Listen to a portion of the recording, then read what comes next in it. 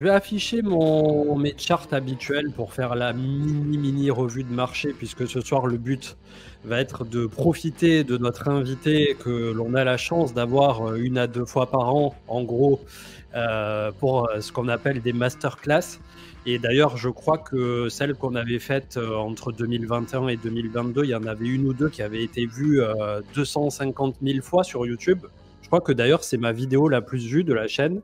Donc c'est vrai que c'est des vidéos qui en général ont tendance à plaire, et notamment sur toute la partie ce qu'on appelle entre guillemets mindset, qui permet de prendre du recul, qui permet, quand on regarde ce qui s'est passé d'un point de vue historique au niveau des révolutions technologiques et tout ça, de voir que finalement la psychologie humaine restant ce qu'elle est, ça a tendance à se reproduire inéluctablement. Et c'est plutôt d'ailleurs intéressant, plus quand on s'intéresse au marché, de regarder cette vision psy pure et dure, que la vision pure investisseur qui finalement vient se mêler au niveau des chiffres à la vision psychologique. Mais c'est vrai que sur les deux extrêmes, quand on est vraiment dans l'euphorie, dans tout le monde qui parle d'un actif, tout le monde qui s'énerve un peu, ça a tendance à démontrer parfois des signaux de surchauffe. Et quand on est sur des points extrêmes de déprime, comme on l'a eu sous les 20 000 $ qui nous ont conduits à 15 000, et au moment où tout le monde attendait ce fameux 10-12 000 qui n'est jamais arrivé, on était typiquement dans les clous de ce qu'on a connu précédemment, sur les cycles précédents aussi. Et c'est vrai que ça a été un bear market qui... Je ne sais pas quel sera ton ressenti, toi, de ton côté, vu que tu es là depuis encore plus longtemps que l'immense majorité. Et, enfin, voilà, tu as vraiment un background où tu as pris le train, pas en route, mais quasiment à son quai de départ, ou pas très loin en tout cas. Mais c'est vrai que avec les deux cycles que j'ai désormais depuis 2016-2017, plus celui d'après, j'ai eu la sensation, et peut-être que c'est aussi le fait d'avoir traversé bon nombre de choses ces dernières années, un peu cette sensation que ce bear market en particulier, si on fait abstraction de Terra UST et de FTX, était moins pire, peut-être un peu moins dur, avec des baisses en termes de ratio qui l'ont été aussi un peu moins dures que le cycle de 2018. Mais 2018, justement, j'étais en pleine découverte de tout ça, et découverte aussi de ce que pouvait être un gros bear market. Donc c'est peut-être ça aussi au niveau du biais cognitif qui fait cette différence-là. Donc déjà, voilà, je voulais ton avis, si tu as envie de t'exprimer sur la question, de comment tu as senti cette phase baissière. Quand on s'est vu la dernière fois, si je ne dis pas de bêtises, on devait être autour de 40-50 000 $ sur Bitcoin. On ne savait pas si on allait entrer en correction macro, en bear market, pour quelques mois, voire 18-24 mois, comme ça l'a souvent fait sur le marché crypto, ou si on allait déclencher ce fameux super cycle, à aller chercher 100 000 $ et plus, qui était un narratif assez important à ce moment-là. Et pour l'autre partie, mais on en discutera un peu plus tard, le fameux flipping de Ether, qui pour l'instant se fait désirer. Mais c'est vrai que quand on regarde ce qui est devenu Ether, d'un point de vue structurel et d'un point de vue de l'investisseur, c'est quand même un actif qui reste à ce jour assez attractif, je suppose. Donc, quel est ton ressenti par rapport à ce cycle baissier, bien que on ne peut que le rappeler quand on regarde en mensuel ou en trimestriel, le Bitcoin, ça fait 14 ans qu'il est haussier finalement, malgré les gros accidents de parcours. Et les bear markets ont tendance à être 1 année sur 4 à peu près, réglés sur cette cyclicité du halving. Mais voilà, curieux d'avoir ton ressenti. Est-ce que pour toi, ça a été un bear qui a été à la hauteur des autres bears, ou est-ce que finalement, plus la capitalisation est en train de monter au niveau du marché crypto, et moins on est en train de subir, entre guillemets? Hello, bonjour à tous. Merci pour cette intro et cette chance de pouvoir partager le live avec toi. Alors, si je ne m'abuse, je crois qu'on a fait la dernière vidéo, c'était le dernier live, c'était avec Marc. Et je pense que c'était début de cette année, en fait. Donc, on était Bitcoin plutôt à 25, 20. Je ne sais plus exactement si c'est janvier ou... C'est vrai qu'on avait fait un intermédiaire, effectivement, je m'en souvenais plus, ouais. Ouais. Et j'avais eu la même question. Donc, j'invite, je pense, les gens à revenir parce que je t'avoue que personnellement, je n'ai pas une mémoire, pas une mémoire infaillible. Et je ne saurais pas te répéter exactement les mêmes termes, mais je pense que j'avais dit que le bear market avait quand même été assez terrible. Hein, et pas aussi. On avait déjà eu cet élément de divergence où tu avais l'impression, et peut-être c'est avec ton expérience, que finalement on était en train de rejouer un playbook. Et du coup, comme tu étais peut-être plus préparé à ça, ça t'a semblé peut-être moins pénible et beaucoup plus finalement. C'est vraiment attendu en fait ce qui s'est passé. Donc peut-être que tu avais moins d'anxiété à ce niveau-là, même si ça reste quand même assez pénible. Peut-être source d'anxiété. Je pense que tu devais être plus détendu dans ce cas-là. Moi, je pense que dans les chiffres, oui, ok, Ethereum, dans le cycle de 2018, le bear market, il était passé de 1500 à 80 $, ce qui était quand même une chute énorme. On a quand même fait 4008 à 800 $. C'était quand même pas si loin, finalement, de cette performance, surtout avec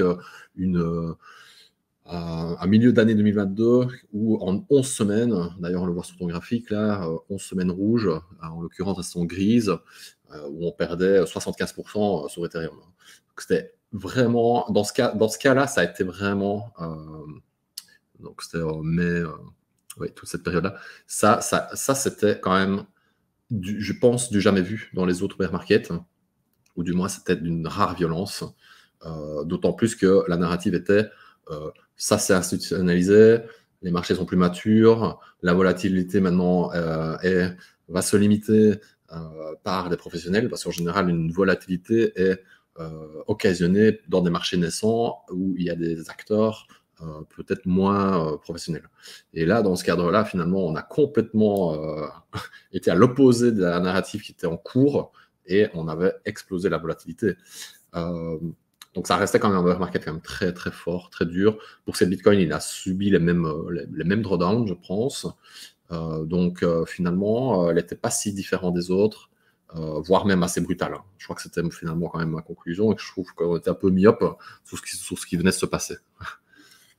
Ouais, c'est vrai que après c'est aussi vachement biaisé, hein, je m'en rends compte tout à fait. J'aurais probablement pas le même discours si j'avais perdu, beaucoup d'argent sur FTX ou que je m'étais retrouvé dans des situations délicates. Je peux comprendre aussi que, hormis l'action de prix en tant que telle et le drawdown qui est mesurable en termes de pourcentage et cetera, qui est sensiblement identique, voire un peu inférieur au cycle précédent, en tout cas sur Bitcoin et Ether. C'est vrai que c'est au ressenti de chacun. Une personne qui avait 90% de toutes ces cryptos sur FTX n'aura forcément pas le même ressenti ou le même discours forcément. Donc c'est vrai que c'est assez subjectif comme ressenti finalement. Après, côté alt, on y a quand même eu sacrée baisse. Je sais pas, DOT, il passe de 56 à 3 $, Link 52 à 5. C'est vrai, ouais. On a quand même eu des choses, Doge 76 cents à 4 cents, 5 cents, il est resté aplati à 5 cents. Donc si on fait le tour, la liste est longue, hein. On a eu franchement un bear market quand même assez prononcé malgré tout. Donc pas du tout beginner friendly, si je puis dire quand même. Voilà. C'était quand même un bon cru. Ouais, non, c'est vrai, c'est vrai. Et là, maintenant que on est en train de retrouver un peu la santé, quand on regarde un peu l'analyse technique, tout ça, même au niveau des métriques, que ça soit en termes de métriques d'engagement, en termes d'open interest, on a encore vu aujourd'hui le hash rate, la blockchain du Bitcoin, faire un nouvel ATH. Donc vraiment, les mineurs se disputent le beefsteak comme il faut. On a une vraie industrie qui est en pleine santé, en pleine forme. Donc, on a la sensation qu'on est dans les clous du passé. Et finalement, c'est presque, j'ai envie de dire, quasi mystique ce qui est en train de se dérouler une fois de plus quand on regarde les chiffres. Aujourd'hui, ce matin, sur la quotidienne, j'ai traité là de ce qu'avait mis Scalping Pro sur Twitter, où en gros, il disait 500 jours avant, 500 jours après. C'est les deux cycles précédents. On avait eu, avant le halving, après le halving, le point bas de marché et le point haut. Et c'est complètement dingue de se dire que ça pourrait encore une fois se reproduire sur cette même cyclicité de 4 ans. Et je crois que c'est ce que tu avais dit d'ailleurs lors des premières masterclass, le simple fait qu'on l'ait déjà eu 2-3 fois sur l'intégralité de la vie du Bitcoin, c'était fou, mais que ça puisse à ce point se reproduire des itérations telles, c'est quasiment miraculeux, sans rentrer non plus dans Clairement. des termes ronflants, mais c'est assez fou quand on y pense. Clairement, là, c'est vraiment, c'était plutôt de l'ordre de la coïncidence. Là, ça me dépasse. D'autant plus que, bon, l'effet du halving, on a bien compris, il est beaucoup moins important. Je pense qu'ici, ce qui joue, c'est quand même le narratif finalement ETF, une certaine saisonnalité du Bitcoin, des cryptos qui sont assez bonnes souvent les derniers mois de l'année, sans raison apparente. Donc, on a le halving, l'ETF, la saisonnalité. Tout ça, et on est dans un contexte quand même de marché, de bull market, on peut quand même le dire, depuis quand même quelques mois. Tout ça, mis ensemble, ont tendance non pas à s'additionner, mais à se multiplier. Et je pense que là, on est en train d'avoir, en plus d'avoir sorti, et ça c'est un peu une coïncidence, d'avoir sorti tous les plus gros acteurs méchants de l'industrie, enfin les moins qualitatifs. Donc je repense évidemment à FTX, je pense à Three Arrows Capital, qui sont quand même pour beaucoup dans un bull market de 2021, qui ont, ils ont leverage comme des positions pour des dizaines, voire une centaine de milliards, en partant de quelques centaines de millions. FTX était aussi derrière, et là on sort ces acteurs-là. Tout ça vraiment une coïncidence qui se multiplient, dont les effets se multiplient. Je voulais refaire une toute petite parenthèse. Performance de GRT, token que vous connaissez très, très bien, sûrement The Graph sur Ethereum. Top du marché, 2,84 $. Il est descendu à 5 centimes. Donc c'est quand même... la liste, j'aurais pu la continuer, mais il ne faut quand même pas oublier que ça a été un hiver très rude, malgré tout. Sushi, Ouais, c'est vrai qu'il y a bon 24 nombre, $, 40 cents. ouais, il y a bon nombre d'altcoins qui ont pris super tarif et ça a duré vraiment... longtemps. Hein. Le marché alt, enfin, on en reparlera. Je pense que c'était quelque chose que je voulais aborder après. Marché alt, se relève à peine. Hein, là. À peine en train de se relever. Ça fait que quelques semaines qu'on reparle quand même d'un appétit sur les alts. Hein. Ce qui ravit quand même énormément, je vois, Crypto Twitter et le reste. Mais on n'avait rien à se mettre sous la dent pendant très longtemps. Il n'y avait que du Bitcoin et un peu d'Ether. Et là, c'est en train de revenir. Et aussi vite, l'intérêt du public est revenu. Quoi. On est encore très loin quand même de l'intérêt général du public, mais vraiment ceux qui sont dans les initiés ont très vite oublié que l'hiver était derrière et ils sont déjà très à cran de pouvoir repartir dans un cycle haussier sur les altes. D'ailleurs, c'est un très bon sujet à traiter immédiatement. C'est qu'on a eu effectivement cette arrivée assez massive du côté du Bitcoin avec une dominance qui a repris allègrement les 50, voire 55% à un moment, peut-être même un peu plus. Donc, c'était une zone qui avait été travaillée depuis un bon petit moment. Je vais quand même le remontrer pour que ça soit clair d'un point de vue de conceptuel, de vision au niveau de tout le monde. On a eu une Bitcoin dominance qui était autour de 72-73% en janvier 2021. On est passé en mai 2021 autour de 40%. Donc là, en 5 semaines, on perd basiquement une trentaine de pourcents, ce qui fait une alt season comme on l'avait quasiment jamais vu, en tout cas pas depuis 2017-2018. Et là, on a, lors de ce bear, le Bitcoin qui retrouve ses lettres de noblesse et les alts, comme tu viens de le dire à juste titre, qui sont tout juste en train de récupérer un micro pourcentage de ce qu'a bien voulu leur laisser Bitcoin. Et aussi, on a un peu de liquidité qui est arrivée. On a vu du côté des stablecoins et un peu d'argent frais qui a agité un peu plus tout ça. Et en fait, moi, ma question sous-jacente, là, peut-être que tu auras un éclairage tout autre que ce que nous, on a tendance à passer en tant que particulier et tout ça. C'est pourquoi, selon toi, on a eu d'un seul coup un roulement qui s'est fait de Bitcoin vers des mid et des small caps, avec un Ether ou un Atom Cosmos ou un Avalanche ou quelques autres. Bon, mis à part Solana qui a été voilà, extraordinaire pour cette reprise, on en a eu beaucoup d'autres qui finalement sont restés un peu hackés, ont repris quoi, basiquement peut-être un x2 par rapport au point bas, ce qui est déjà pas mal. C'est vraiment pas si mal même, mais on a la sensation qu'on est resté un peu bloqué. Et immédiatement, on a eu plus voilà, la narrative de l'IA, la narrative RWA ou d'autres trucs, avec de l'argent qui s'est concentré. Et on a du mal à savoir si c'est de la concentration institutionnelle ou que les particuliers qui sont en train un peu de jouer au casino à nouveau sur des tokens low cap où c'est vrai qu'au niveau de la croyance populaire, la plupart du temps, les débutants ou ceux qui ont un peu plus faim avec des petits moyens, des petits portefeuilles, ont tendance à se diriger vers ce sur quoi la masse va. Tout ce qui brille, tout ce dont on entend le plus parler sur les réseaux sociaux, c'est vraiment souvent ce qui a tendance à attirer le particulier de prime abord. Donc, curieux d'avoir ton son de cloche par rapport à ça. Est-ce que au cycle précédent, j'ai vraiment du mal à me rappeler si ça avait fait ça aussi, si on avait skip dans un premier temps le roulement basique qui a tendance à être Bitcoin, grosse cap, moyenne cap, petite cap, shitcoin, entre guillemets.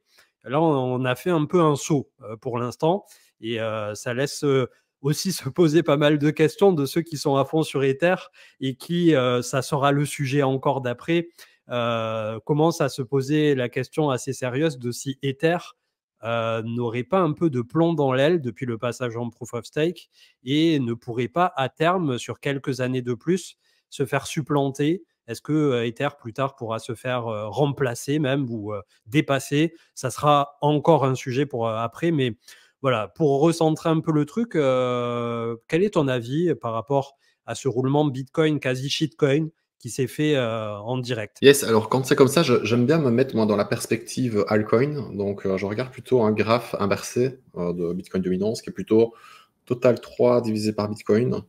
Et j'exclus de total, enfin dans ce cas-ci, je vais montrer un chart, j'en ai rien dit, mais c'est total 3 divisé par Bitcoin USD, donc ça donne alt Bitcoin. Et je vais partager mon écran. Ok. C'est parti.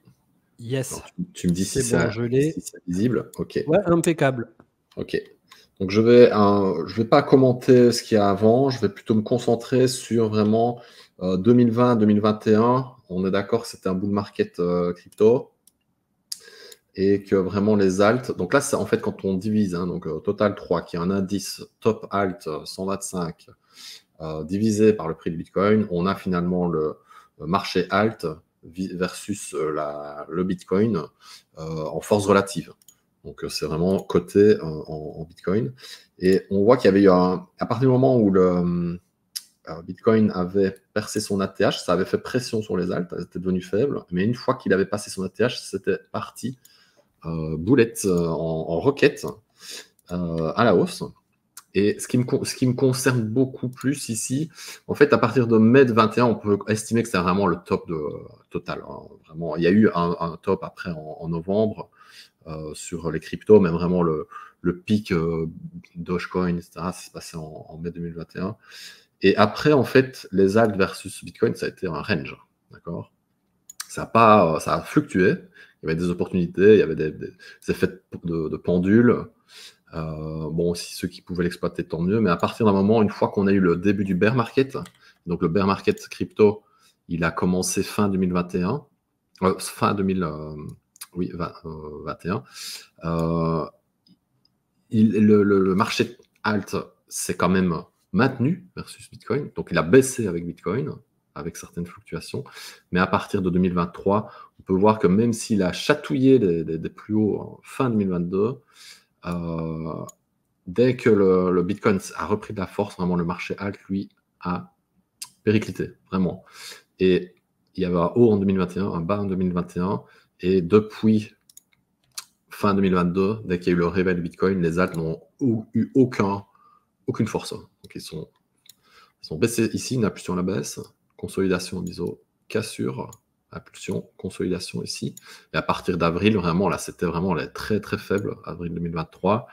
Donc moi, dans le cas de mon fonds d'investissement, on avait joué la carte qu'on va presque plus s'exposer sur les alts. On a des stratégies qui tournent en même temps, d'altcoin opportunités qui peuvent bien fonctionner dans des marchés directionnels, mais aussi dans ces genres de marchés assez volatiles. Mais comme on est long cash, nous, on achète plutôt, on va surtout exploiter les hausses. Et à partir du moment où ici, on était en train de chatouiller les bas et que c'était vraiment devenu faible, on a quasiment abandonné toute stratégie alt. Donc, on était focus uniquement sur Bitcoin. Bien nous en a pris, donc on a su se concentrer sur le surperformer qui a continué d'écraser le marché alt. Et là, maintenant, on a une petite conso et on est vraiment dans le bas. On a fait un fake, on a fait un spring et il y a un léger rebond. Hein. Donc, on est encore quasiment nulle part dans les alts. On ne peut pas dire qu'il y a... Quand on regarde comme ça, on ne peut pas dire que c'est vraiment c'est pas Byzance, quoi. Il y a du risque, c'est une des opportunités comme on aurait pu en avoir une là, une ici, une ici, une ici. Et là, c'est très court. Chaque petite chandelle, c'est 3 jours, et il n'y a que depuis fin octobre qu'on s'est réveillé. D'ailleurs, j'ai une petite remarque à faire, mais mi-octobre, le sentiment a été extrêmement bearish dans la crypto. On fera peut-être un petit commentaire là-dessus. Et là, aujourd'hui, on croit que c'est gagné, la partie est gagnée sur les alts. Loin de là, pour moi, il faudrait que les alts, au moins... Après, pour l'instant, on joue ce marché-là. Mais pour moi, pour dire qu'on est plutôt dans un marché quand même avec du risque. En fait, les alts, pourquoi c'est intéressant de regarder par rapport à Bitcoin? Ça permet de jauger quel est l'appétit du risque dans ce marché. Parce que les alts, c'est des projets de moindre qualité. Et tant que l'argent ne va pas dans des projets de la safety vers la moindre qualité, il n'y aura pas énormément de signes qu'il y a vraiment du risque dans le marché. Donc là, on a peut-être un début. Mais pour moi, il faudrait vraiment qu'on ait une cassure ici à la hausse et qu'on renverse déjà cette tendance de plus d'1 an, cette consolidation de plus de 6 mois, on casse à la hausse. Évidemment, alors le mieux, ce serait encore de faire un ATH. Alors là, ce serait vraiment très très fort. Mais voilà, donc on va faire step by step et analyser petit à petit. Voilà, je ne sais pas ce que tu penses, ce que tu en penses, mais pour moi, on n'est pas du tout dans un modèle de ça. On en avait parlé en off il y a 1 ou 2 semaines sur un attrait vers les alts, des projets à long terme, moyen long terme. On est encore très loin de ça. Ouais, je suis tout à fait d'accord avec toi et c'est ce qu'on peut constater d'ailleurs sur les grosses capitalisations en ce moment qui sont restées un peu hackées. Et comme tu disais, c'est tout à fait légitime d'un point de vue de la liquidité. C'est peut-être aussi le mood de marché global dans lequel on est, avec la Fed qui a continué un tightening vachement serré, la hausse des taux, etc. Donc en fait, l'argent coûte plus cher. Il y a moins d'argent disponible sur le marché, ou du moins, enfin, le SP500 arrive bien à se maintenir et tout ça. Pour l'instant, ça n'a pas l'air d'être aussi horrible pour le moment, en tout cas du côté des États-Unis. Mais comme tu viens de le décrire et de le montrer graphique à l'appui à juste titre, on a eu énormément de liquidités qui sont venues sur Bitcoin, puisque à ce jour, ça représente à la fois le plus safe du marché crypto et ça représente la porte d'entrée future par rapport à l'ETF. Plus on joue un peu le narratif du halving en avril 2024. Mais pour l'instant, les alts, c'est un simple pseudo-rebond technique slash rattrapage. On est encore très très loin d'une situation idéale où, comme tu dis, l'argent viendrait totalement se déverser pour avoir une vraie alt-season, etc. C'est peut-être quelque chose qui arrivera plus tard que lorsque Bitcoin sera, on croise les doigts pour, entre 70 000 et 100 000 dollars, ou dans ces eaux-là. Après, on peut aller un peu plus loin, on peut faire un peu la poupée russe. Les altcoins des altcoins, on pourrait dire que ce serait les NFT. Parce que finalement, les NFT n'existent que par une altcoin qui est l'ETH ou Solana et autres. Donc, on a un autre marché encore qui est intéressant pour voir s'il y a de l'appétit du risque dans les alts. Et là, on a un bon signe. Par contre, là, on a un signe positif. Donc, ici, ce que vous voyez à l'écran, c'est, je pense que vous voyez MiBits. Dis-moi si c'est bien correct. Yes, ok. Ouais, c'est ça. Donc MiBits, c'est une collection quand même assez phare dans les NFT. Tout le monde ne connaît pas, mais je crois que c'est le 2e projet de ceux qui ont fait les Cypherpunk. Larvalabs, je ne sais plus. Je ne sais plus. Mais en gros, donc MiBits, c'est le Cypherpunk version 3D, en 3 dimensions, plus ou moins.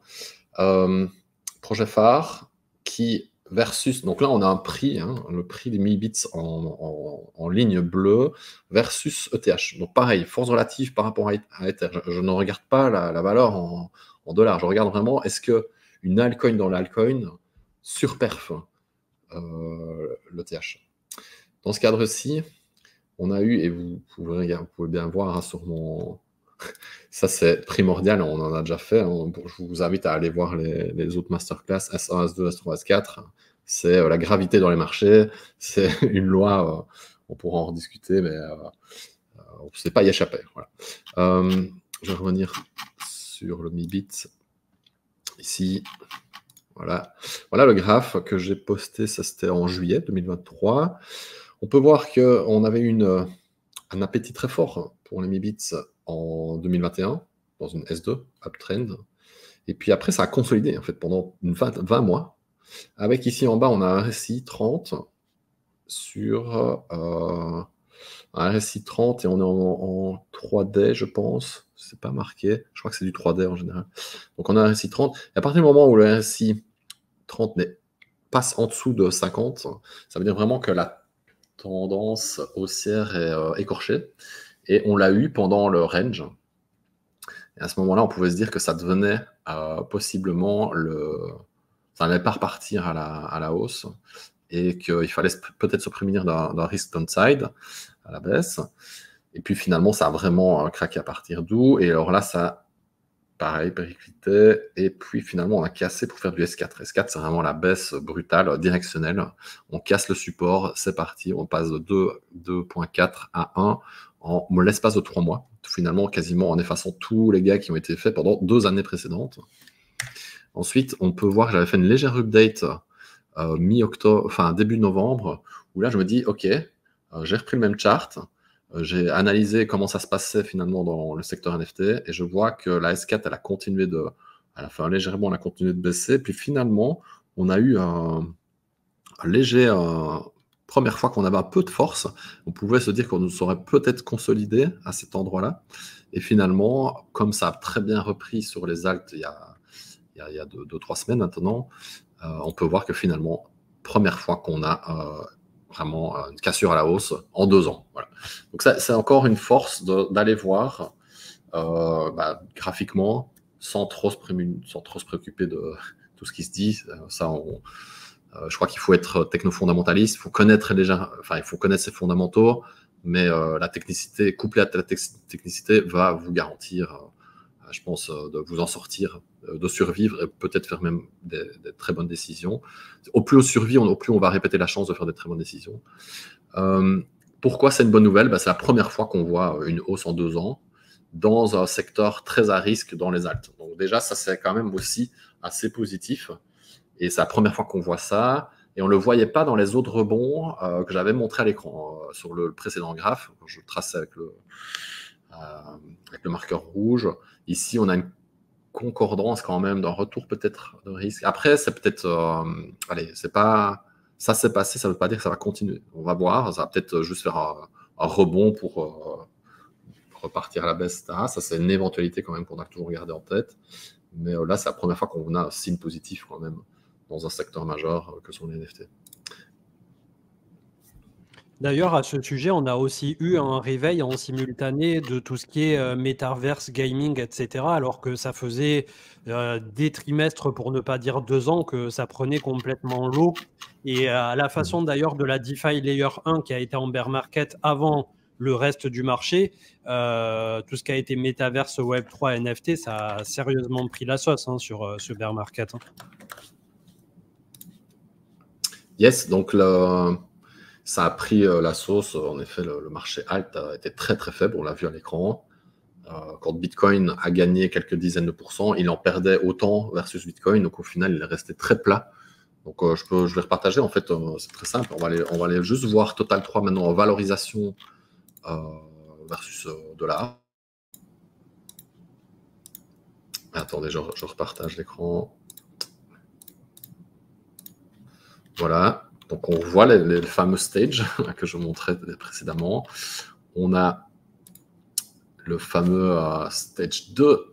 Donc, on avait un stage 1, S1, S2 2021 pour topper finalement en mai, et puis faux top en novembre, cassure S4, et là on est dans un S1 énorme S1 ici, depuis plus d'un an, juin, allez, on avait fait un petit top ici en août 2022, et qui se fait même en léger biseau, en léger triangle descendant. Je vais enlever les... Voilà. Léger petit triangle, là qu'on casse à la hausse. Voilà ce qui se passe. Voilà. L'état des lieux sur les altes. On a une légère cassure, on a quand même très belle force ici. On a un peu plus d'appétit dans pas mal de secteurs, comme le gaming, NFT, etc. Mais, again, il y a encore pas mal de marge. Dans la même lancée, on peut aller regarder Others, Total 3. C'est aussi un chart que j'avais partagé sur Twitter. Ça rassurera peut-être les spécialistes du DCA de constater que les altes, finalement, malgré le regain d'intérêt en 2023, ne sont toujours pas partis et sont même encore totalement hackés quand on regarde les graphiques comme ça. Yes.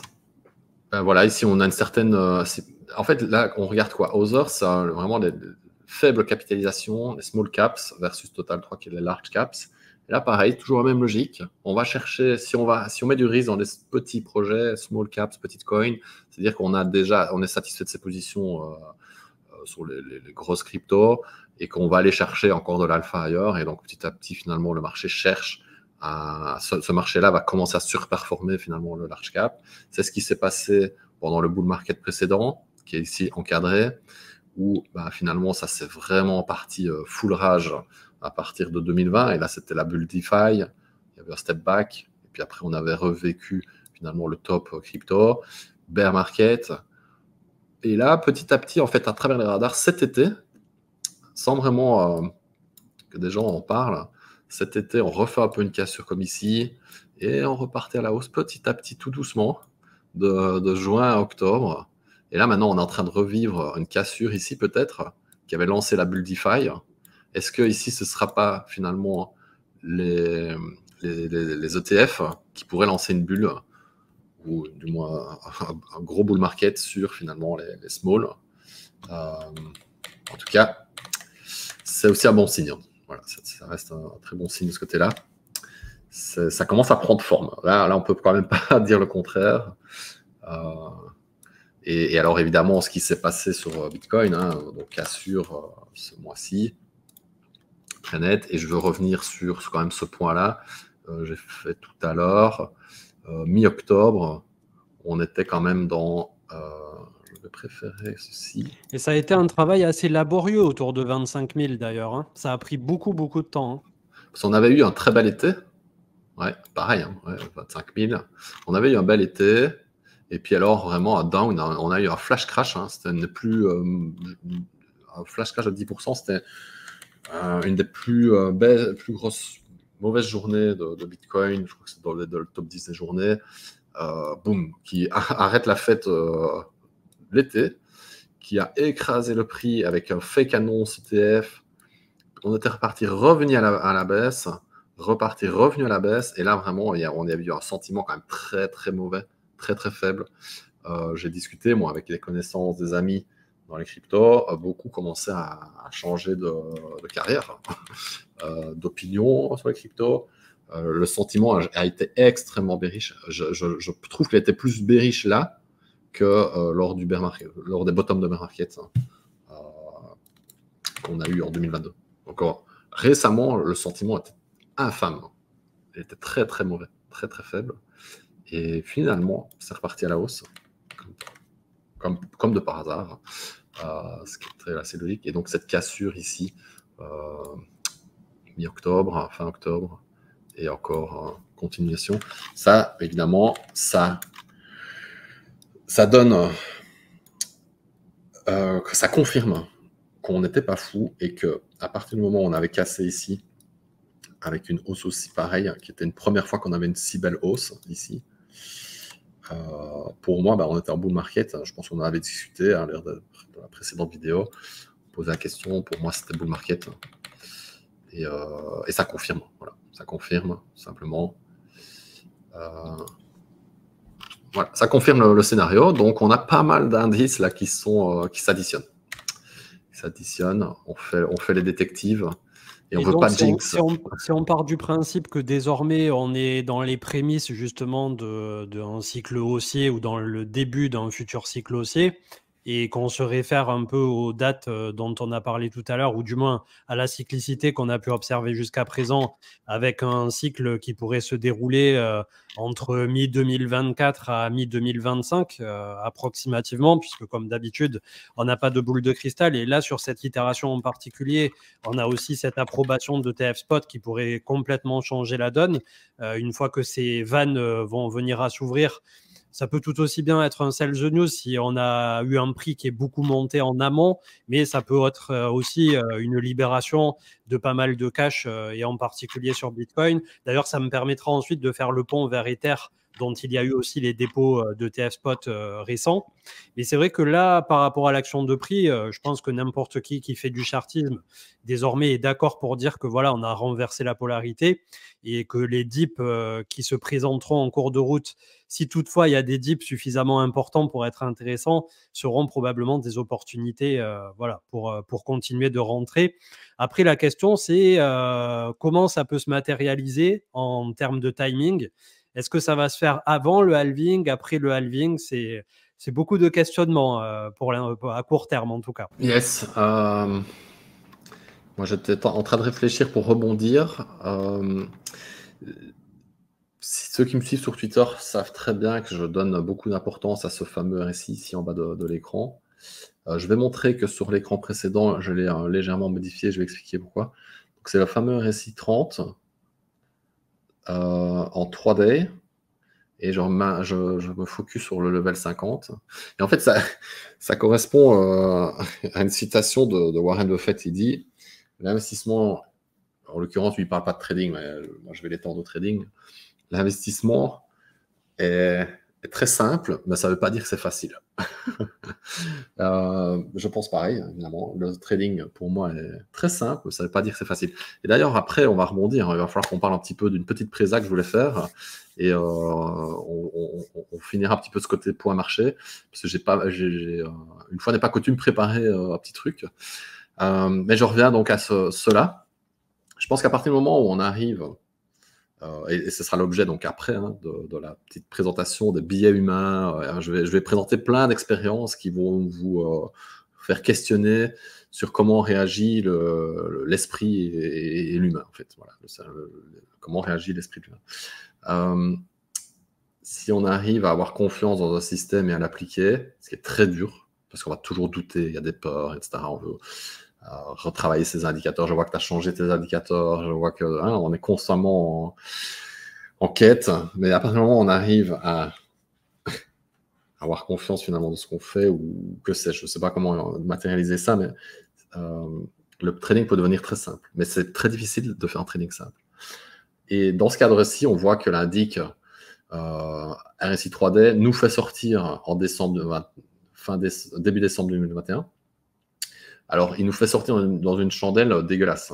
C'est là que nous, on était principalement sortis, parce que la chandelle, elle passe de 60 000 à 40 000. Et donc, on se dit qu'on est et j'en ai déjà parlé, je me souviens que je tenais le même propos, on a l'impression d'être le dernier des couillons à vendre, le premier des couillons plutôt à vendre à 40 000, et plutôt le dernier, et qu'on a raté complètement la sortie. Et en fait, c'était très bon, parce que derrière, c'était que de la misère et un bear market. Ça correspondait donc avec un cross RSI 30 du RSI, du niveau 50. Il y avait un léger rebond, mars, où on avait pu un peu exploiter le marché, et très vite, on ressort break-even. Ceux qui ont pu manger sur les algues, tant mieux. Sur Bitcoin, il n'y avait rien à prendre. Et puis, ça repartait. Et c'était bien avant, donc avril, bien avant le crash Luna et donc c'était quoi? C'était donc Luna et le crash de bear market qui a suivi derrière. Oui, il y a eu FTX après. Et FTX arrive encore bien après. Là, c'était 14 octobre 2022, donc c'est-à-dire un an. FTX arrive encore juste après. Qu'est-ce que je montre ensuite? Je montre une update. 3 mois passent. Et pareil, alors là, 13 janvier, tiens, qu'est-ce qui se passe? Mon alarme, c'est très simple, le trading. Il faut ne pas trader. C'est ça qui est très compliqué. Il faut attendre. Attendre des Ouais, mois, un an. c'est une certaine rigueur et patience, en fait, d'attendre parfois pendant des semaines ou des mois que quelque chose de précis se passe. Et ça, c'est Et quelque on chose est de des êtres très... qui avons besoin d'action. On Ouais, veut ouais. une certaine forme de contrôle par l'action. Et donc, on veut, et d'autant plus que quand on fait des pertes, c'est démontré aussi, on va tendance à vouloir s'activer encore plus pour refaire sa perte. Donc, c'est malheureux. Si on est en pré-trade dans un bear market, on essaie de se récupérer, qu'on n'arrive pas, parce qu'on n'arrive pas à ne pas trader. Donc, on va essayer de trader dans un bear market, et souvent, c'est quand même très compliqué de trader dans un bear market, ce n'est pas que du jeu. Là, on fait quelques paires, ça amplifie l'envie de trader, et donc c'est parti, c'est la catastrophe. Et puis alors, tu as ceux qui vont résister, et c'est une douleur, on va voir, c'est aussi plus tard, on va voir que ça active des sentiments de douleur, de ne pas trader, de ne pas faire une action quand le groupe, les gens qui nous entourent font une action et qu'on est exclu du groupe, ça provoque le même sentiment de la douleur. Donc, en fait, c'est très douloureux de se dire, je ne trade pas, alors que tu vois les gens qui essayent de trader chaque mouvement de marché, chaque petit rebond qu'il y a eu pendant l'année, etc. Et toi, tu te dis, ben non, mon système me dit de ne pas trader, je ne vais pas trader. Et c'est très, très difficile, très douloureux. Voilà. Et donc, pour comment faire, on met un système et on met une alerte, par exemple. Donc, on voit, je set une alerte. Il faut que ça crosse 50. Et ça, pour moi, je l'avais tweet avec quand même beaucoup d'entrain. Parce que pour moi, là, c'est je me réveille et il va falloir ne pas louper ça. Ouais. Donc, voilà, un exemple live de ce qui s'est passé. Et pareil, sur Ethereum, on a vu la même chose. Le 10 janvier, paf, paf. Et on tournait au-dessus de 50. Très simple, 1 an et demi, bon, 1 an en l'occurrence, et presque rien à faire pour pouvoir collecter les profits qu'on avait. Parce qu'on avait des profits de 4 000 $ l'Ethereum et on le réinvestit à 1005. Ah oui, et je voulais montrer du coup, on va changer d'onglet. Comment est-ce qu'on fait ici? Partager cet onglet. Et donc, l'indicateur que vous avez en bas, en fait, la couleur, c'est la couleur qui est le fameux RSI. En dessous de 50, c'est rouge. Au-dessus de 50, c'est vert. Voilà. Et ensuite, on a un autre, c'est relative performance. En gros, c'est le graphe. Ici, j'ai Bitcoin USD. Et là, c'est le graphe de Bitcoin versus, dans ce cadre-ci, le total 3. Voilà. Donc, je vois la performance de Bitcoin. Là, c'est le graphe, en fait, Bitcoin total 3. Voilà. Et là, c'est simplement une moyenne 20. Je vois un petit peu comment se situe Bitcoin. Mais ce qui peut être intéressant aussi, ce serait de mettre en fait le SP500. Ça, c'est très bien pour le dollar, pour le Bitcoin. C'est quand même quelque chose de très très bon. On peut voir que quand c'était RSI, et après on a des barres de volume, ça ne regardez pas. Donc rouge, RSI en dessous de 50, on oublie. Okay, on ne traite pas pendant ce moment-là. Puis là, c'est le fameux tweet que j'avais mis, donc le 13, en l'occurrence c'est le 15. Donc c'est la barre du 13 au 16. Voilà, c'était ceci. Ok. Qu'est-ce qu'on voit aussi? On voit que là, on a le graphe de Bitcoin par rapport au SP500.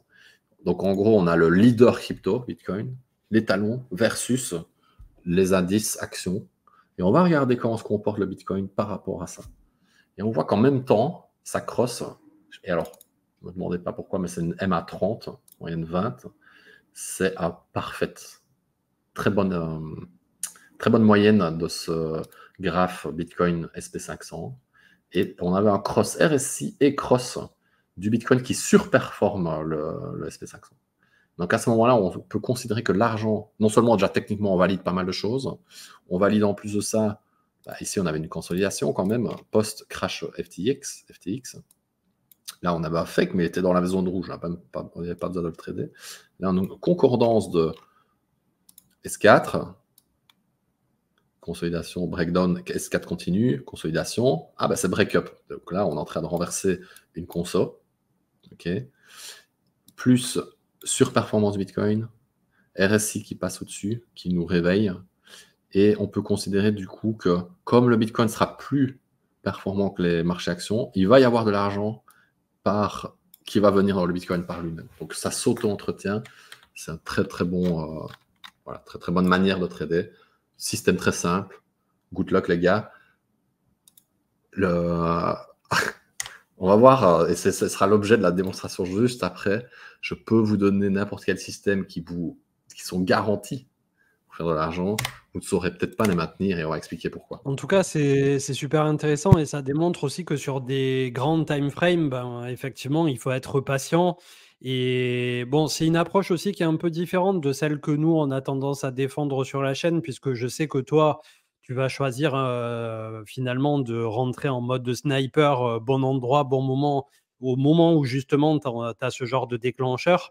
Tandis que nous, on a une approche un peu plus, on va dire, coulée au travers du temps avec le fameux DCA, ce qui nous permet de lisser sur pas mal de temps lors d'une baisse notamment, et pour rentrer petit à petit, ce qui est une des moins bonnes manières, entre guillemets, par rapport à d'autres stratégies, et qui permet de petit à petit voilà, se constituer une épargne. Donc, je ne sais pas si moins bonne c'est le bon mot, mais une des moins pires qui puisse s'appliquer à un panel de particuliers extrêmement large. Et c'est vrai que pour avoir fait l'exemple moi-même entre mai 2022 à mai 2023, je mettais $50 toutes les semaines sur un CoinGecko public et ça m'a fait 60-70%. Bon, on a eu de la chance aussi peut-être sur 2023, mais ça démontre que globalement le DCA peut fonctionner si on a tendance à ne pas vouloir trop se casser la tête avec les graphiques ou des trucs comme ça. De même que toi, ton approche fonctionne aussi totalement pour quelqu'un qui serait un peu plus poussé sur les charts, sur tout ça. Donc, c'est vrai que c'est intéressant. Le DCA est intéressant. Il a un point faible, en fait, c'est le coût d'opportunité.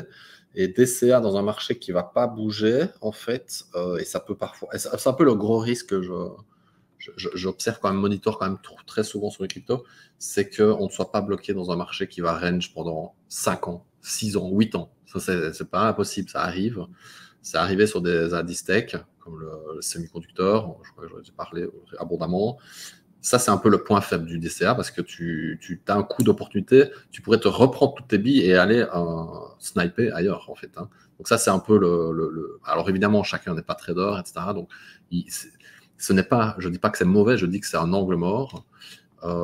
Et mon approche, elle, est celle de forest to the tree, c'est-à-dire que je vais d'abord, avant que j'aille chercher un arbre dans la forêt, c'est-à-dire avant que j'aille chercher une alt ou un NFT dans les cryptos, je vais m'assurer en amont que la clairière est propre et que la forêt en elle-même, tout le secteur est intéressant. Donc c'est un peu cette approche-là, c'est m'assurer que le marché crypto est en train de se renverser, que certains secteurs sont en train de devenir puissants, comme on a vu, le small versus les big, les NFT qui redeviennent forts. Et à ce moment-là, je vais aller pick vraiment les best projects.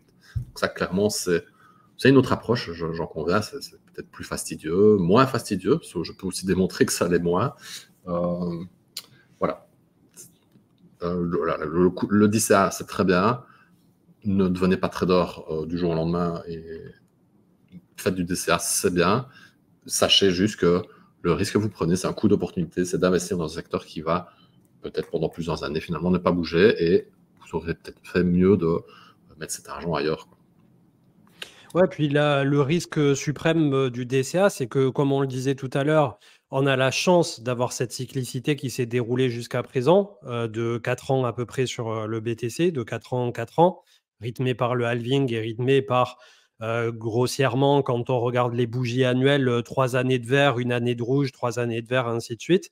Mais peut-être qu'un jour, comme tu le dis, et tu nous avais partagé des graphiques à l'époque lors des premières masterclass, il y avait des domaines, je ne sais plus si c'était la tech, où il y avait un des graphiques d'un point de vue technologique, une des révolutions technologiques, où après avoir fait un énorme run comme pas possible, on était rentré en période de range pendant 5, 7, 10 ans, ou je ne sais plus combien.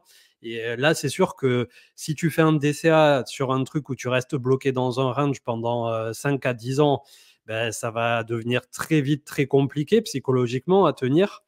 Et deuxièmement, le pire qui puisse arriver sur un DCA, c'est admettons, là on a un cycle haussier au niveau du Bitcoin ou des cryptos. De nouveau, tout le monde génère pas mal de flux, etc. On a de nouveau un bear market qui arrive et admettons que le cycle d'encore après, il ne vienne pas ou qu'on rentre en range pour X ou Y raison pendant 4 ans, 8 ans, 10 ans ou que sais-je.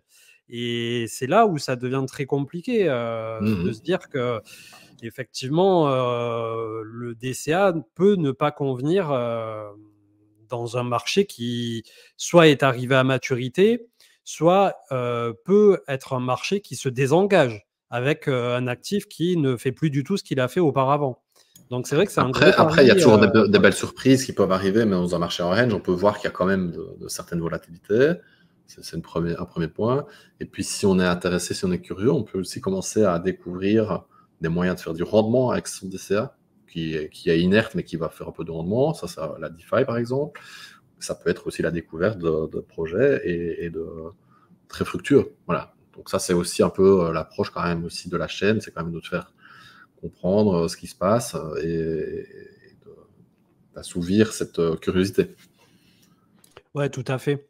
Et ça m'amène au sujet suivant, puisqu'on en avait là aussi longuement débattu, et notamment du flipping. Et finalement, là, en ce moment, il est un peu en retard, il est un peu hacké. Et malgré tout, d'un point de vue chartiste, on ne peut passer à côté d'un genre de triangle rectangle ascendant avec ce barrage autour de 2000-2100 $. Il s'agit de Ether. Comment considérer Ether aujourd'hui depuis le passage en Proof of Stake?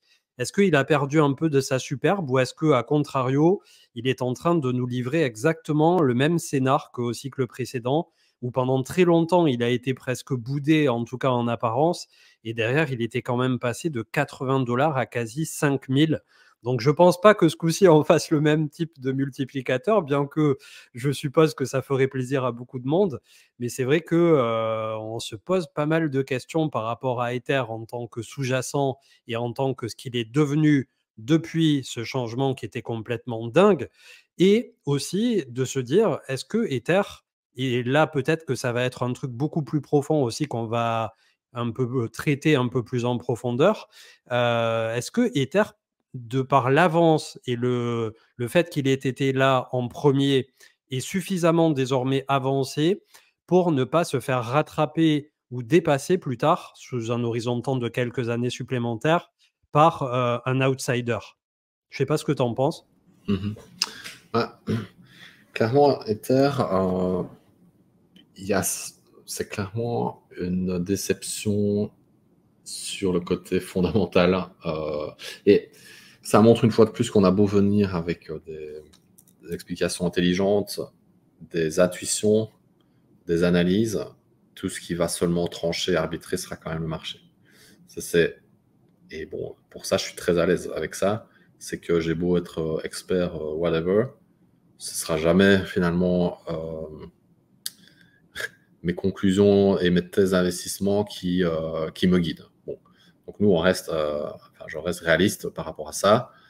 Je me souviens qu'on a fait quand même une émission il y a 2 ans, l'été dernier, il y a 2 étés, avec l'arrivée du POS, avec cette désinflation du token, plus l'attrait quand même Ether, on pouvait s'attendre quand même à une spéculation assez forte sur Ether.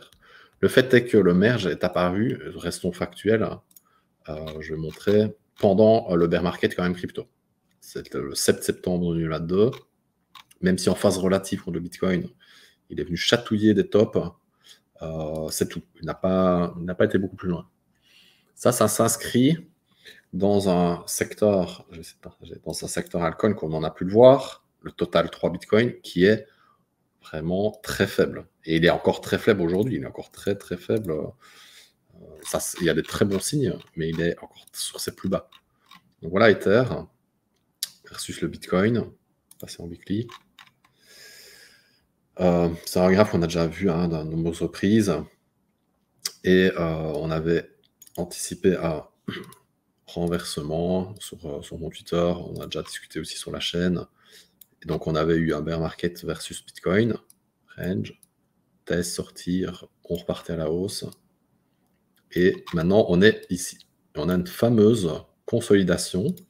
Donc là, pour l'instant, c'est pas non plus très, très faible. On a quand même un graphe qui s'est retourné, qui reste en haut à droite. Si on se souvient de la fameuse phrase, on a quand même encore un graphe qui est en haut à droite. Certes, il passe de 8% à 5%, à 0,08 à 0,05.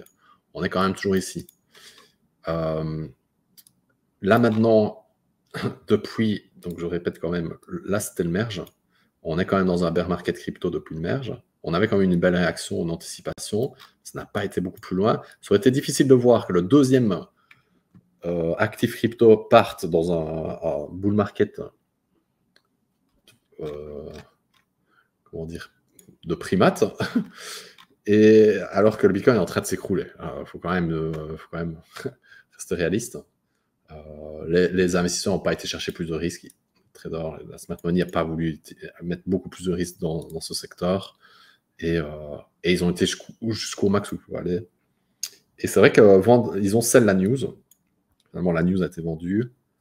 Et on fait que retracer finalement l'attente dans le POS.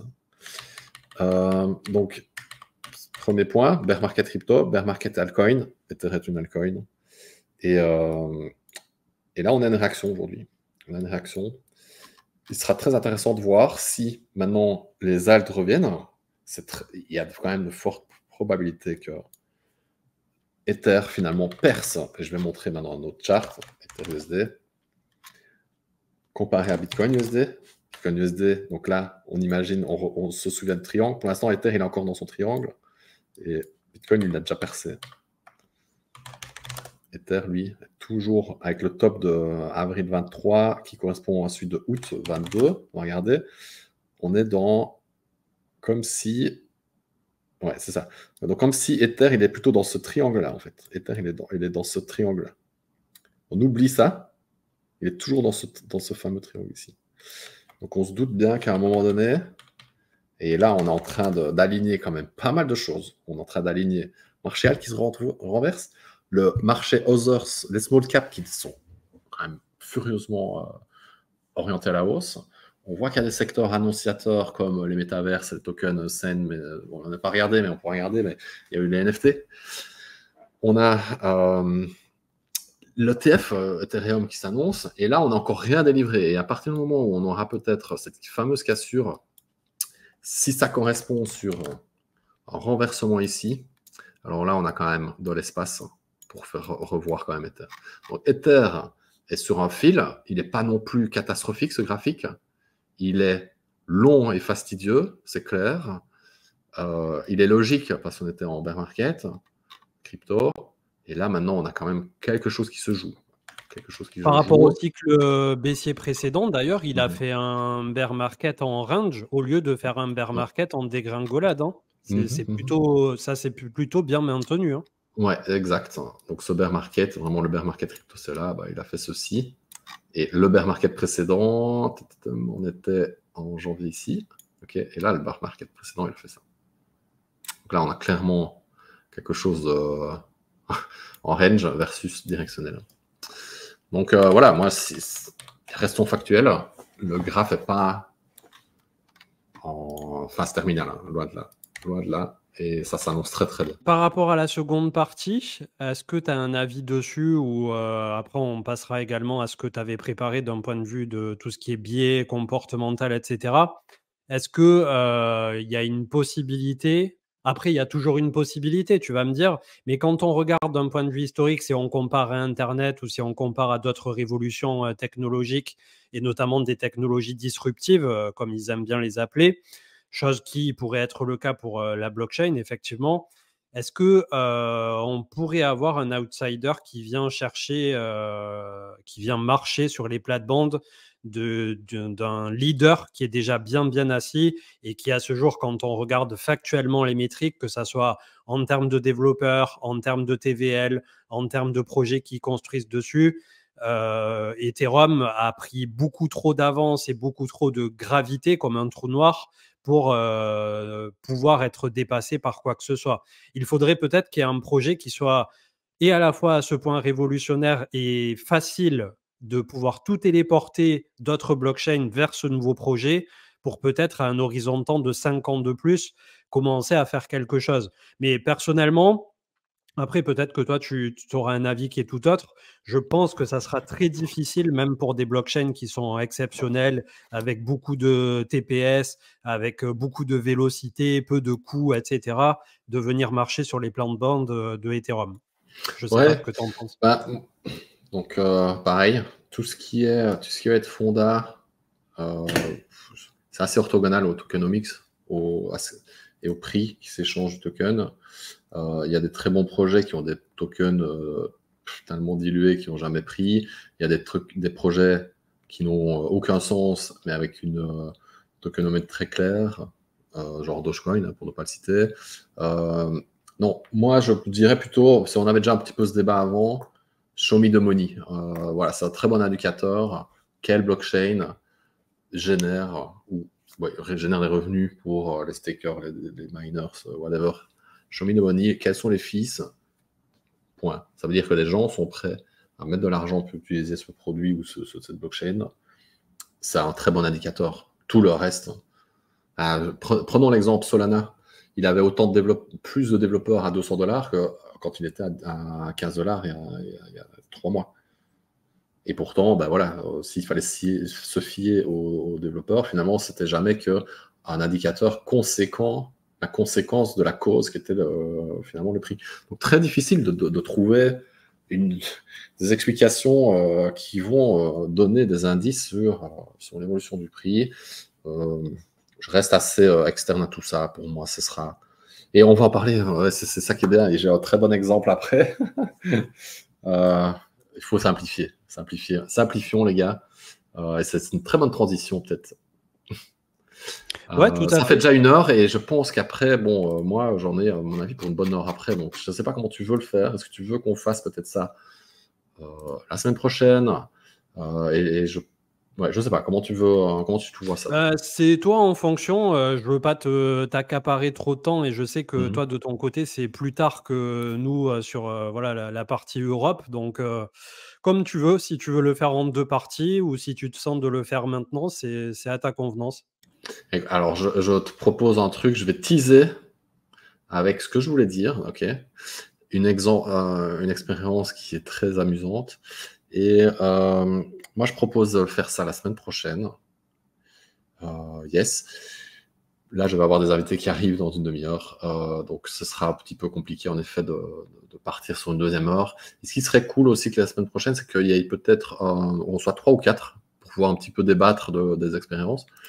Je vais te montrer ce que je voulais te dire. Le petit teasing. Je vais essayer de retrouver. On fera comme ça, je pense. Cela, je ne saurais pas faire plus aujourd'hui.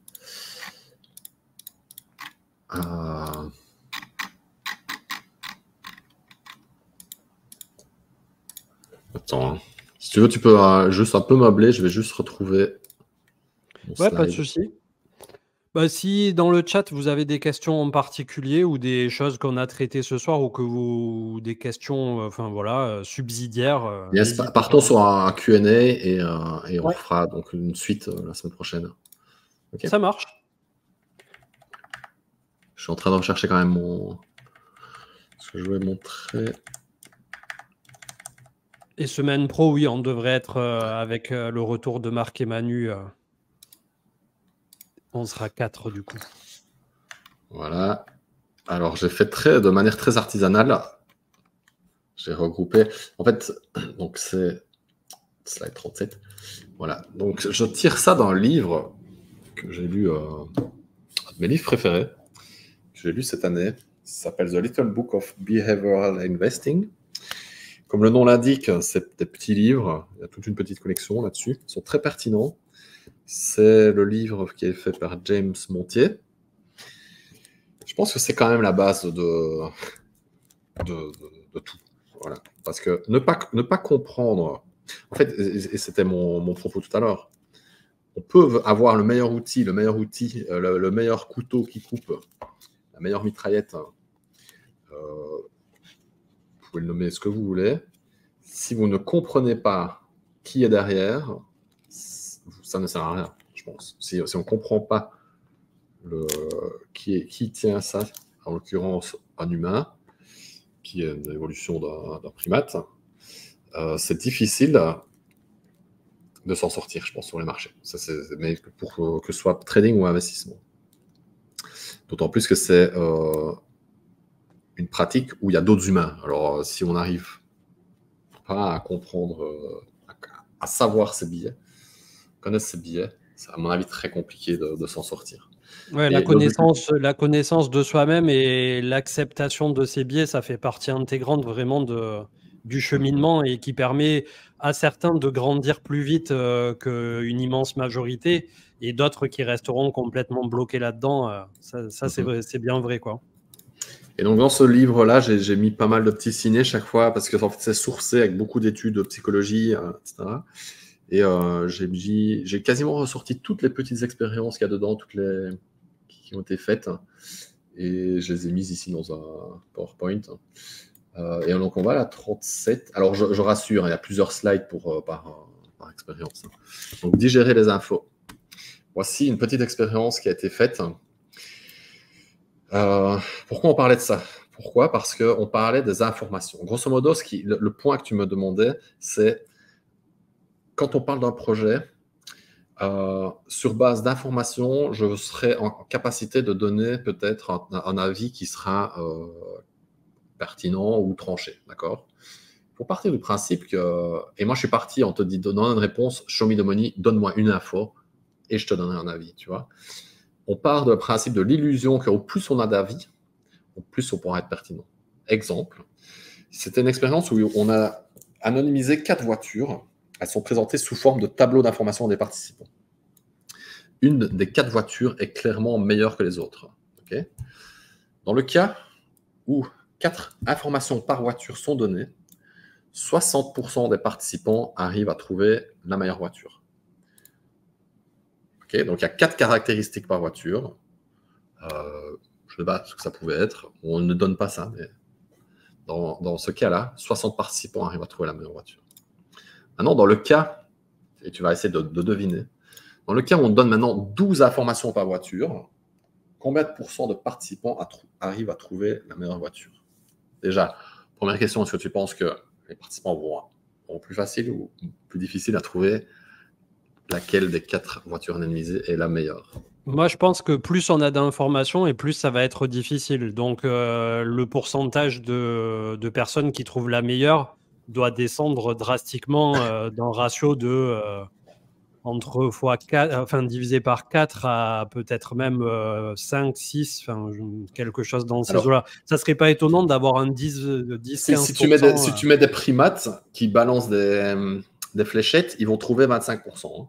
Donc, normalement, le bottom, le plus bas, c'est 25%, parce que de manière random, tu choisis une voiture, tu vas tomber sur la meilleure. Non?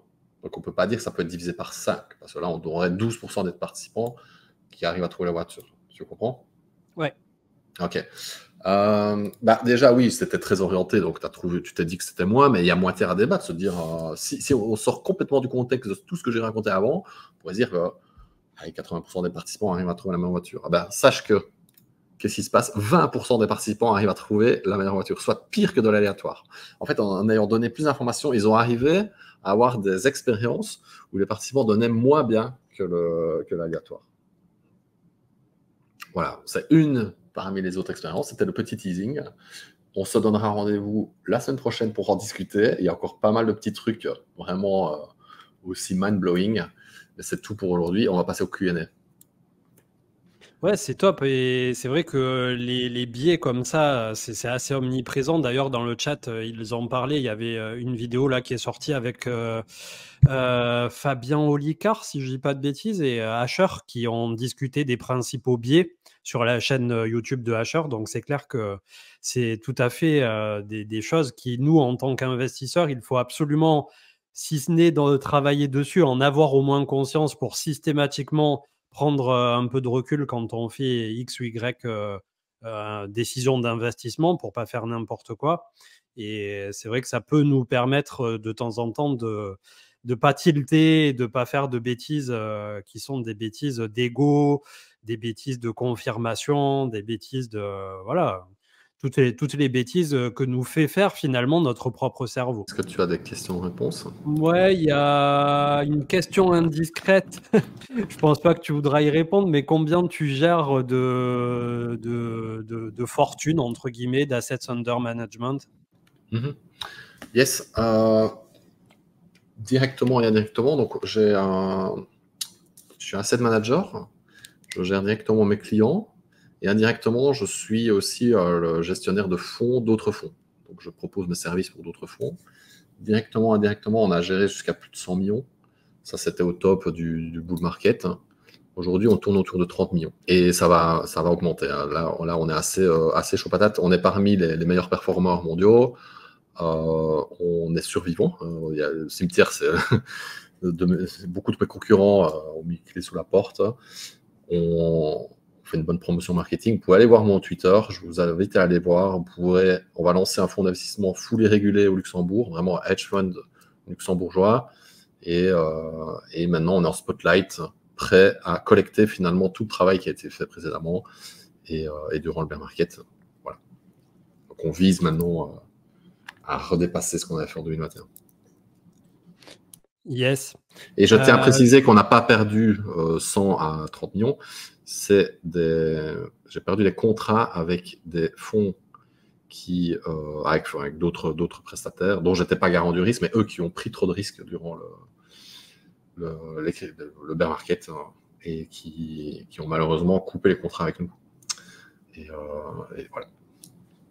D'ailleurs, c'est un point important puisque tout à l'heure, j'en discutais vite fait sur Twitter.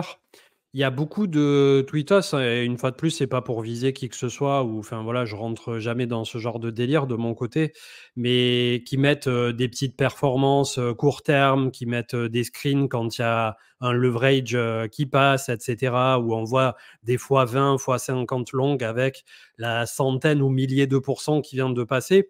Mais finalement, là où finalement il y a quand même un delta, et je m'en suis rendu compte avec ce bear market, c'est ce qu'on réussit à préserver lors du cycle baissier.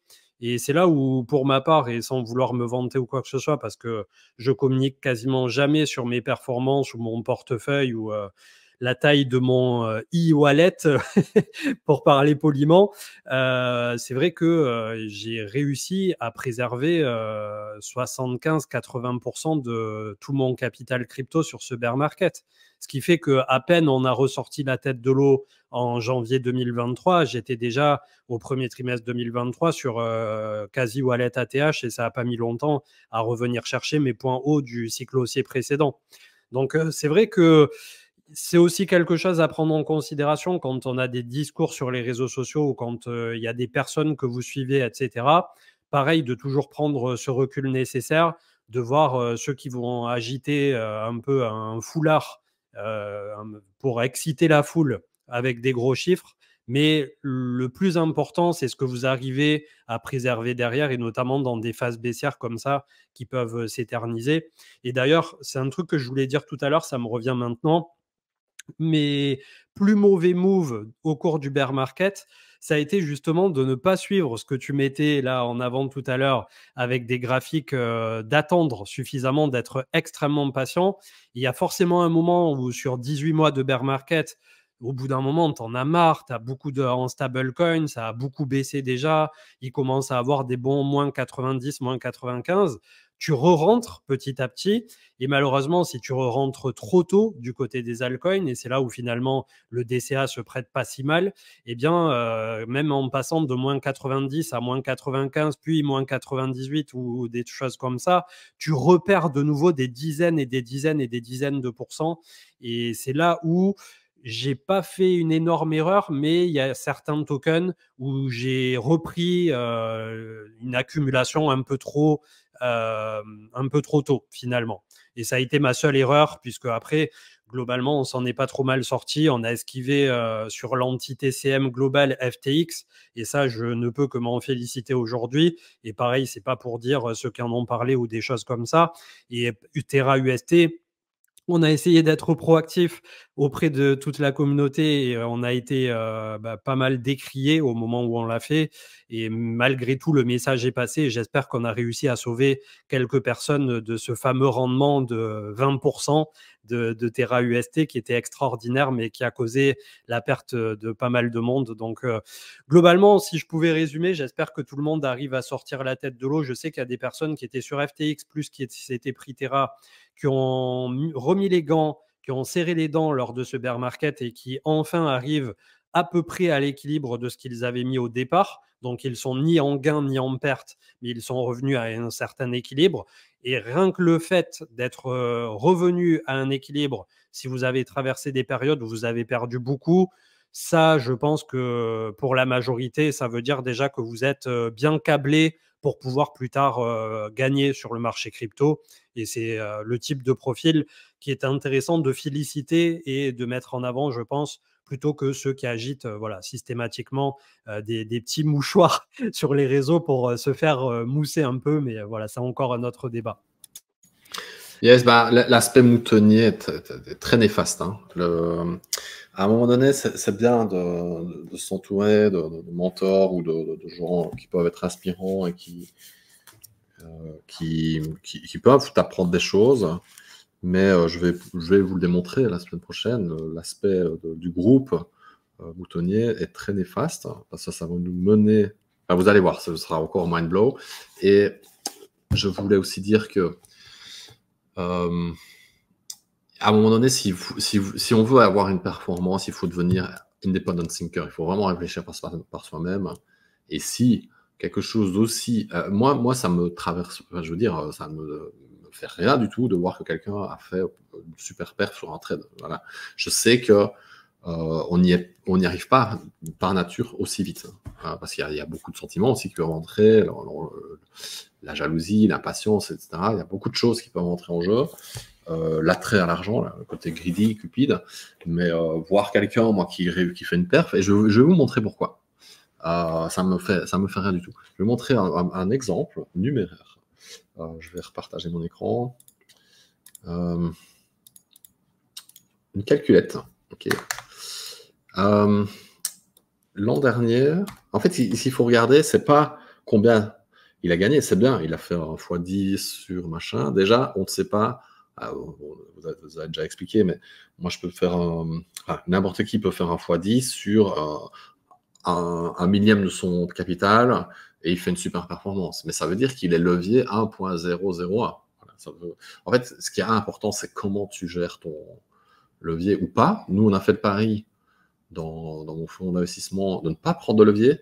Et c'est ce qui nous, à mon avis, distingue de la compétition et qui nous place très très haut. On n'est pas, ça nous place très haut déjà en perf brute et en termes de risque-prix, on est très faible. On prend très peu de risques versus toujours la compétition.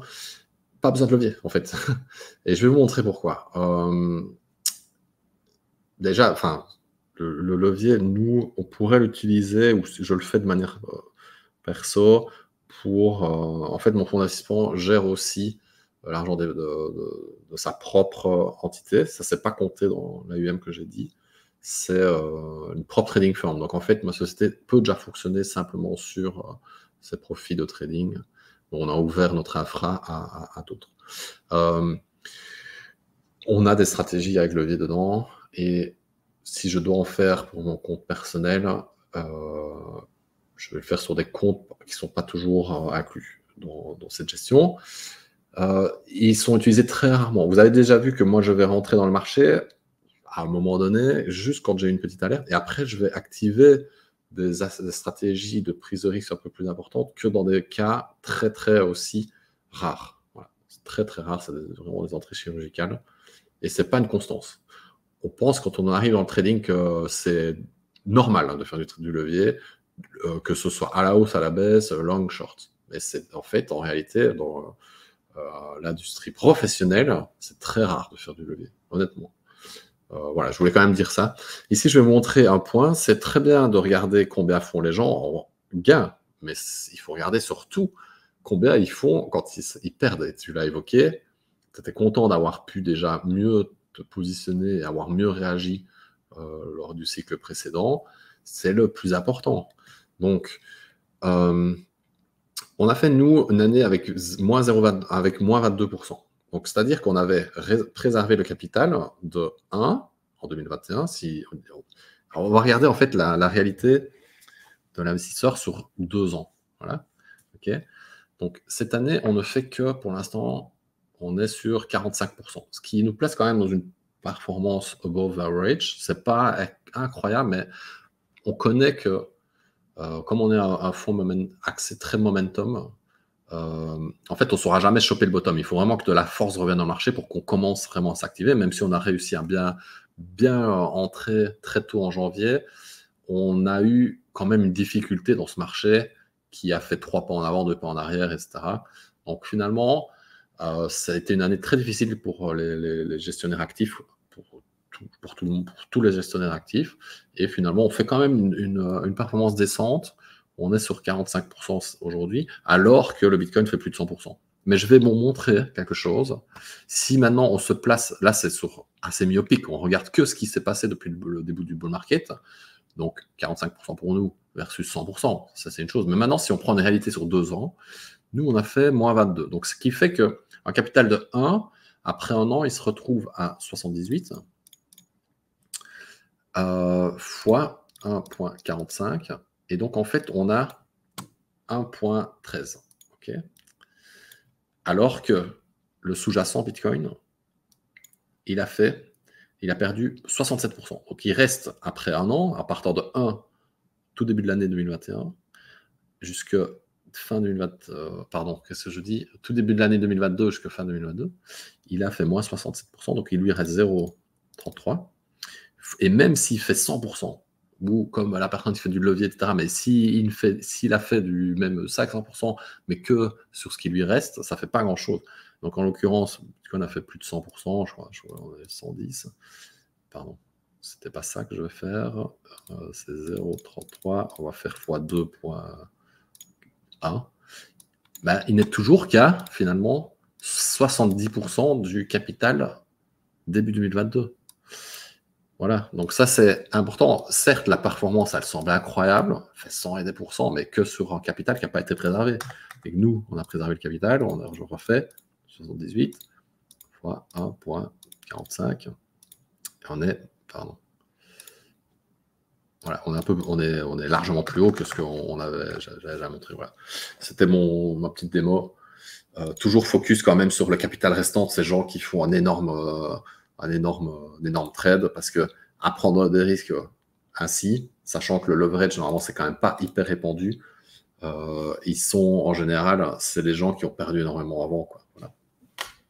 Oui, et puis globalement, enfin, je suppose qu'il y a des personnes qui sont efficientes en levier, mais je vois ça quand même un peu comme pas loin du casino en le faisant très très régulièrement. Il y a forcément des moments où tu vas avoir de telles mauvaises séries, même si tu as un risque management qui est tight, que tôt ou tard, tu vas finir par tilter. Enfin, moi, je sais qu'au début, j'ai essayé de faire pas mal de trading actif, etc. Puis je me suis rendu compte sur des wallets où je holdais juste un certain nombre de temps que, au mieux, en m'arrachant complètement, en faisant du trading actif, j'arrivais tout juste à m'approcher du début de quelque chose, d'un truc que j'avais juste hold sur X trimestres ou 18-24 mois. Donc, ça n'a strictement aucun intérêt, en tout cas pour l'instant sur le marché crypto et pour un particulier, de toute la journée acheter, vendre et se casser la tête avec ça. Après, il faut normaliser du risque quand même. Hein. Parce que quand tu hold, tu étais prêt à te manger moins 70%, oui, c'est voire sûr. moins 90%. Quand tu manages, peut-être que tu as fait peut-être que moins 30%. Bon, si tu normalises, tu as quelque chose de décent. Voilà. Ça veut dire que tu as une certaine assurance envers toi-même, parce que tu ne vas pas prendre le bouillon si ton hold tombe à zéro. Quoi. C'est un peu d'ailleurs ce que tu disais tout à l'heure en montant les charts et tout ça, et peut-être on pourra terminer là-dessus, puisque après, comme tu le disais, tu as aussi une vie à côté. D'être sorti, par exemple, sur la bougie sur Bitcoin à 40 000 et au lieu de 70 000 du point haut. Et en fait, il y a beaucoup de gens aussi qui ne comprennent pas cet état de fait, qu'on ne rentrera jamais au bon endroit, au bon moment. Là, le point bas sur Bitcoin, cette fois-ci, c'était 15 000. Peut-être que plus tard, ça sera plus bas, mais en tout cas, pour l'instant, on a la sensation que c'était bel et bien le point bas, 15 000. On croise les doigts pour ne pas y revenir, bien entendu, et pas avoir un mars 2020, un crack Covid ou les aliens qui débarquent, comme je dis souvent en plaisantant. Mais si on prend le parti de dire qu'aujourd'hui, 15 000 était le point bas, il y en a beaucoup qui sont rentrés à 20 000, à 25 000, etc. Et plus tard, même si le Bitcoin un jour vient à 100 000, il y en a qui auront vendu avant, il y en a qui vendront après. Enfin, voilà. Moi, je sais qu'au cycle La précédent. très bonne réponse par rapport à ça. Après, vas-y, tu peux terminer peut-être. Je sais qu'au cycle précédent, j'avais vendu des Ethers, une bonne partie de mon bag, parce que les Ethers qui étaient rentrés à 80, 100, 120 dollars, tu te doutes bien que quand j'ai vu des 3000 et quelques dollars, j'ai commencé à me dire, si je commence pas à TP maintenant, je TPerai jamais. Et en fait, j'ai vendu des Ethers à 2005, à 3000, 3000 plus, et j'ai vu le machin partir à 5000. Et j'avais fait un DM, je crois que c'était à Asher ou à quelqu'un comme ça, parce qu'on en discutait à cette époque, en lui disant, mais qu'est-ce que j'ai foutu de vendre des Ethers à 3000, etc. Et je m'en souviens vraiment de ce moment-là, parce que j'étais ultra frustré. J'étais dégoûté d'avoir vendu des Ethers à 3000. Et pourtant, je venais de 100 balles. Donc, il n'y avait pas, il y avait pas à rougir à 100 dollars de vendre des Ethers à 2005, à 3000 et tout ça. Et quand il y a eu le bear market, j'ai repensé vraiment à ce moment plusieurs fois. C'est exactement ce que tu disais tout à l'heure. Quand on a eu un Ether qui était à 880 dollars au maxi crack, bah, j'étais pas mécontent d'en avoir vendu à 3000. Et en fait, c'est vrai que c'est des moments où, si on le traverse pas soi-même, si on fait pas ce cheminement et de rentrer un peu trop tard et de sortir un peu trop tôt, de même que quand je suis sorti, moi, à l'automne 2021, il y avait l'ensemble de mon entourage qui parfois étaient des personnes qui avaient mieux réussi que moi, qui étaient encore bien plus exposées que moi au marché, etc. Il y en a beaucoup qui m'ont dit, dans mon entourage proche, même au sein de la team CM et tout ça, ouais, mais tu prends pas assez de risques, pourquoi tu as déjà sorti tout ça, etc. Et c'est là où finalement, quand tu prends le parti d'être la personne moyenne sur le marché crypto, de pas te prendre pour le loup de Wall Street, de pas te prendre pour un génie qui réinvente la roue, tu vas prendre la médiane, la moyenne, tu vas acheter ton Bitcoin à 20 000, tu vas le vendre à 60 000 et tu t'en fous derrière qu'il aille à 80 ou à 100 000. Et tu auras chopé un pourcentage de performance qui déjà te permet de faire une snowball assez conséquente au niveau de ton capital, d'autant plus si tu arrives, comme on le disait tout à l'heure, à le préserver. Et ça, c'est absolument tout ce qui compte. Puisque là, ce qui a été le némésis absolu sur ce bear market pour une immensité du crypto Twitter FR et international, ça a été tous ces gens qui ont placé tous leurs œufs dans le même panier, malheureusement, et qui était le panier troué de FTX. Et ça a été une hérésie absolue qui a coûté très, très cher à énormément de monde. Yes. Je sais pas si tu veux dire un petit mot pour la fin et je te laisserai terminer du coup. Ouais, je vais réagir à acheter le. Donc, quand tu as vendu ton bag en faisant des TP successifs, très bien. En fait, en fait, toi, c'est la situation inverse. C'était quand ça montait, tu as vendu trop tôt et tu te disais, je suis trop bête d'avoir vendu si tôt. Voilà, en fait. Et c'est la situation inversée, en fait, de quand j'expliquais la fameuse chandelle qui break down et tu te dis, je vends là, mais j'aurais pu bien vendre, j'aurais pu vendre avant. Ça, c'est important. Donc, il y aura jamais, je ne vais pas dire jamais, mais qui peut acheter un bottom et vendre un top? C'est pas possible. En fait, c'est une suite. En fait, il faut imaginer les gens qui profitent de ce marché, en fait, comme des stratégies qui se passent le relais constamment, en fait. Donc, il y a des gens qui font du retour moyenne, qui arrivent à choper les points les plus bas, mais ils sont assez faibles pour continuer dans le momentum. Et c'est ces deux archétypes différents. Donc, et à partir du moment donné où ceux qui font du retour en moyenne retournent à la moyenne, par définition, eux sortent de position parce qu'ils misent sur le fait que l'élastique va remonter. Et c'est là que d'autres prennent le relais en se disant, OK, maintenant il est revenu à la moyenne, mais moi je parie que ça va continuer au-dessus de la moyenne. Et alors là, c'est des gens qui font plutôt du momentum, comme principalement ce que je fais, parce que je pense que c'est une stratégie assez optimale sur les commodities et encore plus sur les cryptos. Et là, je prends le relais de gens qui ont acheté vraiment le pic au bottom. Et moi, je commence à reprendre le relais, je remonte beaucoup plus haut. Et puis là, tu as des gens qui font l'inverse. L'autre archétype revient à retour moyenne, ça monte trop haut. Il y a des gens qui vendent le top ou qui shortent le top en espérant que ça revienne vers la moyenne. Et moi, je suis quand même toujours dans le pari du momentum. Et puis, une fois que ça vraiment revient un peu trop vers la moyenne, alors là, j'ai plutôt tendance à quitter. Donc, c'est toujours des stratégies qui se donnent le relais. Et ce n'est pas une entité elle-même qui va réussir à faire le point bas, le point haut. Et globalement, il faut que chacun, comme on l'esquissait tout à l'heure aussi, trouve son propre cheminement en fonction de sa psychologie, de son aversion au risque. Enfin voilà, on donne des guidelines entre guillemets qui sont basiques et psychologiques pour tout le monde, mais il y a d'autant de manières de fonctionner que d'investisseurs, que de manières de le faire. Il faut trouver votre propre cheminement. On me pose aussi souvent la question sur quelle plateforme tu as investi. Et à ce jour, pour en avoir testé je ne sais combien, centralisé, décentralisé, etc., ou même pour la bourse, c'est celle où vous serez à l'aise, tout simplement. Et où quand vous passez un ordre, c'est très clair pour vous, où il y a de la transparence sur les frais et ce genre de choses. Donc, il n'y a pas de vérité absolue, mais il y a un fil rouge quand même qui guide pas mal de bonnes pratiques et qui peuvent amener à un avenir un peu plus fructueux, si je puis dire.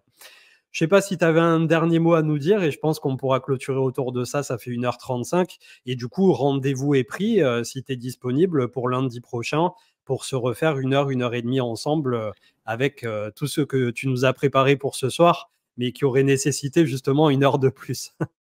Yes, tout à fait. Et peut-être avec plusieurs personnes, ce sera un petit peu plus sympa d'échanger. Je n'ai pas de mot de la fin, si ce n'est la semaine prochaine. Et merci beaucoup. Parfait.